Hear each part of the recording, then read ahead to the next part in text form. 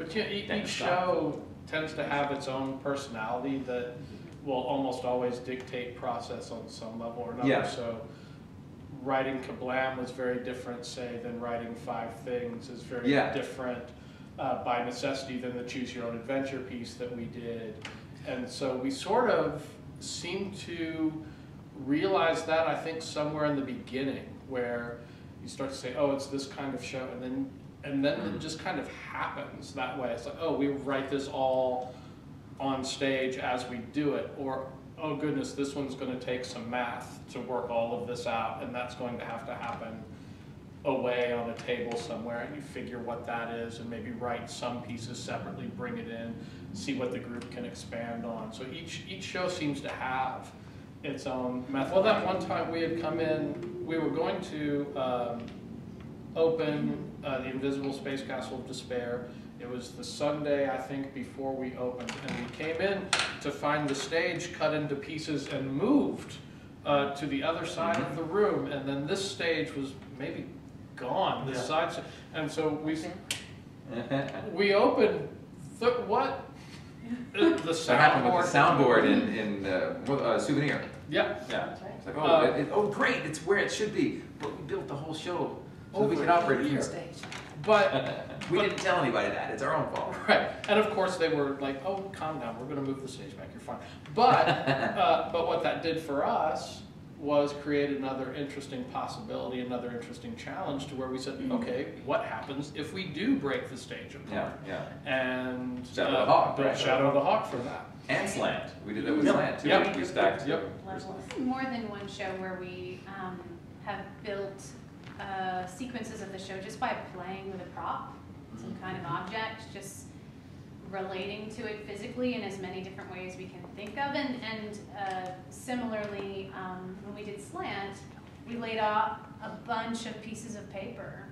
And we were working on an Emily Dickinson poem, and we put one word, each piece of paper got one word of the poem, and we just started brainstorming about each of those words separately, and we're able to bring them back together. Well, then some of them played with others.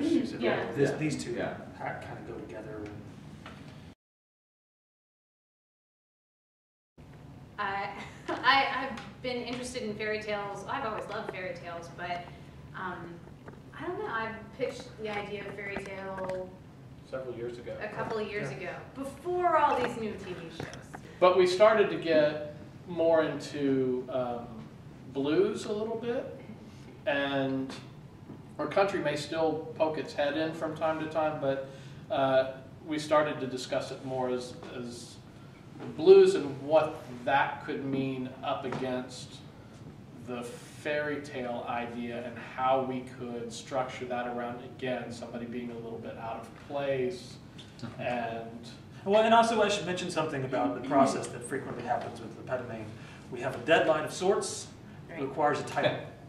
And so we took quite a bit of time actually, more than one day, a few days. But we going really over lots and lots of possibilities. The title for a fundraiser, so we were focused on that. But the good thing about having a title is then it kind of pushes you in a direction, and some things come to mind that are, you have one level, the surface level of the story you're telling, but then sometimes things will kind of creep in underneath that, knowing we've got blue and whatnot.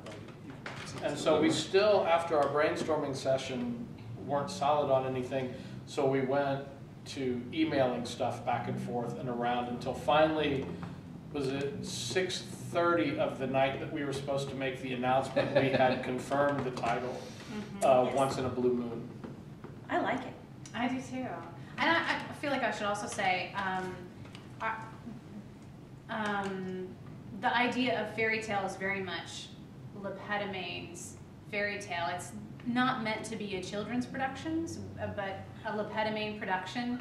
So I think to us, fairy tale really sort of means fantastical. Right. Having a world and setting the rules for that world, and then suddenly unbelievable things happen in that world. So those are some things we can reveal that we're aiming for, that we're going to give you a world and then unbelievable things are going to happen in that world.